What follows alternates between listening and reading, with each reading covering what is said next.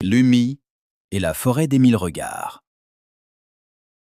Dans un pays pas très loin d'ici, mais que seuls les cœurs curieux peuvent trouver, vivait une petite fille nommée Lumi. Lumi ne parlait pas beaucoup. Elle n'aimait pas trop les foules ou les bruits forts. Parfois, les autres enfants disaient « Elle est bizarre, elle ne répond pas toujours ». Mais Lumi avait quelque chose d'extraordinaire. Ses yeux voyaient le monde autrement. Là où les autres voyaient un champ de fleurs, Lumi voyait la fleur différente, cachée derrière les autres. Là où les autres cherchaient longtemps un objet perdu, Lumi le repérait tout de suite, même s'il était entouré de 1000 distractions. Elle n'avait pas besoin qu'on lui dise quoi chercher. Elle ressentait. Un jour, le roi de la vallée déclara que la forêt des 1000 regards était devenue inaccessible. Plus personne ne trouvait le chemin. Même les cartes magiques échouaient. « Il faut quelqu'un qui voit autrement », dit le roi. Et tous se tournèrent vers Lumi. Lumi ne dit rien. Elle hocha doucement la tête et partit. La forêt était étrange. Les arbres semblaient bouger. Les feuilles chuchotaient des secrets. Des images apparaissaient puis disparaissaient.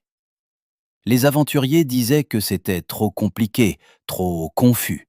Mais Lumi aimait cette complexité. Chaque arbre lui parlait en motifs. Chaque branche formait des images invisibles. Les chemins étaient faits de formes, de lumière, de mouvements que seuls les yeux de Lumi savaient interpréter. Car dans la tête de Lumi, c'était la perception qui guidait tout. Son cerveau ne fonctionnait pas comme celui des autres enfants. Là où certains devaient réfléchir longtemps, Lumi ressentait presque immédiatement ce qu'il fallait faire. Son cerveau choisissait d'utiliser les régions qui voyaient au lieu de celles qui décidaient. C'était une autre façon de penser. Mais pas moins bonne, juste différente. Dans une clairière, Lumi trouva une porte, invisible pour tous les autres. Elle la vit parce que ses yeux savaient repérer les formes cachées dans le tout, et ses pensées n'étaient pas distraites par ce qui n'était pas important.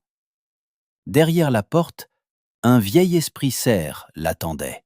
« Comment as-tu fait » demanda-t-il. « Tu n'as ni carte, ni boussole, ni instruction. » Lumi répondit doucement. « J'ai suivi la forêt. Elle me parlait avec des images. » Et le cerf sourit. Ton cerveau t'ouvre des portes que d'autres ne peuvent même pas voir. Il lui offrit une pierre brillante, la pierre de perception. Elle permettait à ceux qui doutaient de voir, ne serait-ce qu'un instant, comme Lumi voyait. Quand elle rentra, les adultes du royaume furent émerveillés, pas seulement parce qu'elle avait réussi, mais parce qu'ils avaient compris.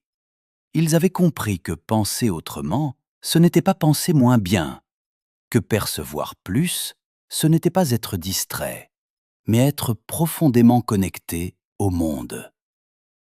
Et dans tout le royaume, on enseigna aux enfants qu'il existait plus d'une manière d'être intelligent, et que parfois, ceux qui parlent peu ont en eux un monde d'une beauté immense.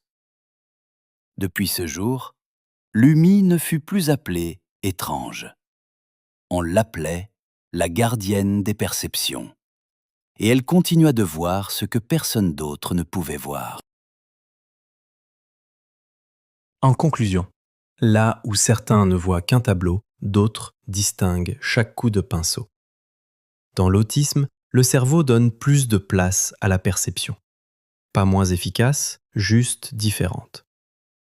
Ce regard particulier permet de voir les détails tout en gardant l'image entière en mémoire.